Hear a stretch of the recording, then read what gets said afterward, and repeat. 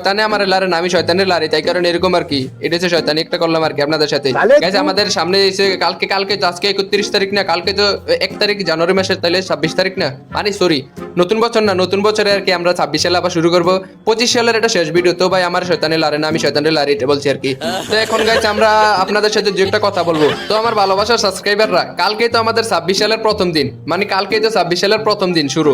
তো প্রথম দিন আমাদেরকে একটা নতুন একটা ভিডিও আপলোড করতে হবে না, মানে ইউনিক একটা ভিডিও তো আপলোড করতে হবে। তাই জন্য আমার লাগবে এখন বেশি প্লেয়ার লাগার জন্য আমি কোথাও না গিয়ে আমি চাইতেছি আমার ভালোবাসার সাবস্ক্রাইবারদের নিয়ে একটা নতুন ভিডিও তৈরি করব। তাই জন্য আমার যত সব সাবস্ক্রাইবার আছো তোমরা সবাই তো আমার কমেন্ট বক্সে তোমাদের ইউআইডি দিয়ে যাও, আমি সবাইকে ফ্রেন্ড রিকোয়েস্ট পাঠাবো, সবাইকে আমি রিকোয়েস্ট পাঠিয়ে অ্যাড করাবো, অ্যাড করে তোমাদেরকে নিয়ে একটা ভিডিও তৈরি করব।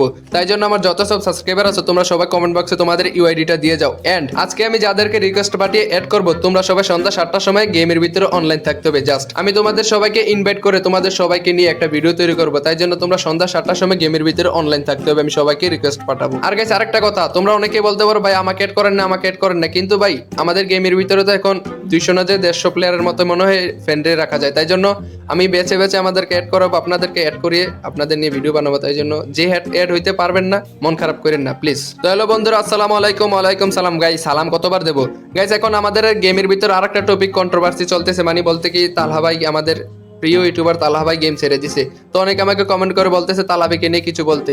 তো ভাই এখন আমাদের গেমের ভিতরে যেহেতু হ্যাকার চলতেছে, তাই জন্য তালহা ভাই একটু মানে একেবারে গেম ছাড়ে নাই। আপনারা মনে করতেছেন তালহা ভাই গেম ছেড়ে দিছে, একেবারে কিন্তু ছাড়ে নাই। উনি বলছে গেম যখন ঠিক হয়ে যাবে, বলতে হ্যাকার গুলাকে যখন একটু ঠিক করবে আর কি, তখন আবার গেমের ভিতরে ব্যাক চলে আসবে। কারণ এটা ফ্রি ফায়ার আমাদের ইমোশন, কেউ এত সহজে ছাড়তে পারবে না, এটা আপনারা মেনে নিন।